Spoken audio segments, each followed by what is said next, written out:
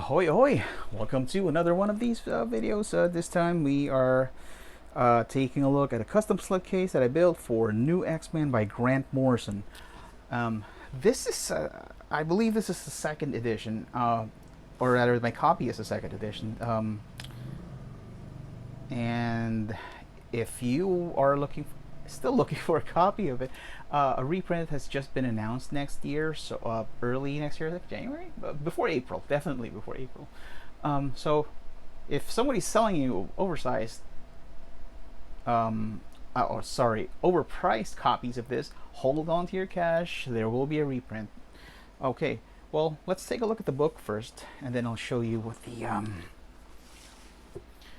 slipcase is. So this is the second edition.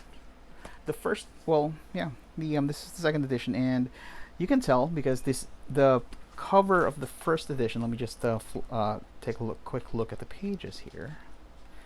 It's the very first issue. Cover of the first issue, somewhere here. There we go. This is the cover. This is going to be. This is the cover of the first issue, and this is the cover that they used for the first edition.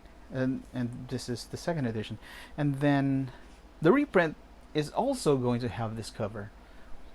You know, makes me think I should have held out, but I got this for a really good price. I think it was just under $60, so yeah, that's a pretty good deal. And then this is going to be the cover of the direct market edition of the slipcase. So anyway, or rather the the reprint. Okay, well, let's take a quick look. I mean, you could easily tell. Well, apart from the cover, because the third printing or third edition also has this cover, but the cover underneath is different. The second edition is. I think the first edition also has this cover. This embossed, foil embossed cover, blank back. Yeah, I think this second edition has that same cover. So you can easily differentiate between editions, and there's also some nice end paper that I don't think they used anymore. It's nice. It's a silvery kind of pencil lead, but it doesn't. Pencil lead color, but it doesn't have that pencil lead, obviously. The cover, the third edition has a, where was it? The third edition has this cover, but the cover underneath is this. They just took out the text, but it's essentially this, wraparound. Okay, I'm not sure they probably will do the same for the fourth edition, the upcoming reprint. I don't know. So the back has the covers, of course. It has the first to last issue. This was actually somewhere here in the second. I don't know why they put it last. It's a sidewards. The entire issue was printed sidewards. So yeah, I mean, if you could, some other people probably had better overviews of these. So I'm not going to take long here. So yeah, here we go. Is that Boland? It is Brian Boland. Huh. I didn't even know that Brian Boland did a drawing of this, but this looks good. Man, I love Brian Boland. Anyway, that's the book, and this is the slipcase. So of course, since same logic with when I first made slipcases for Dark Knight Returns and Watchmen, I wanted to put the cover that I want. So this is the cover that I've got, and yeah, this is one of the first slipcases where I used the mirroring technique that I learned from. Well, so this, and then I believe here, and then it's mirrored here. So as you can see, that's beast right there. It's mirrored. It's a reverse, and it kind of lets me put in more of the main graphic up front without just doing, I don't know, fades or blacks here. It's yeah, it's just that. So yeah, there we go.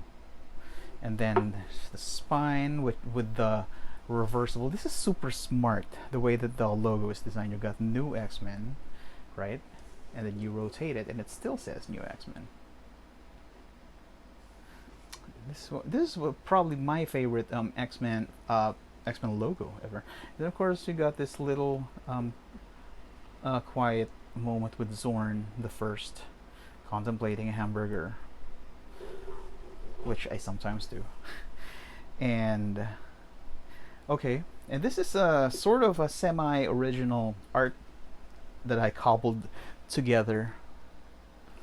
When designing the back. The thing is, I wanted to initially I wanted to reflect make something that sort of if you remember, New X-Men is followed by Astonishing X-Men like immediately right after. So I wanted something that matches this.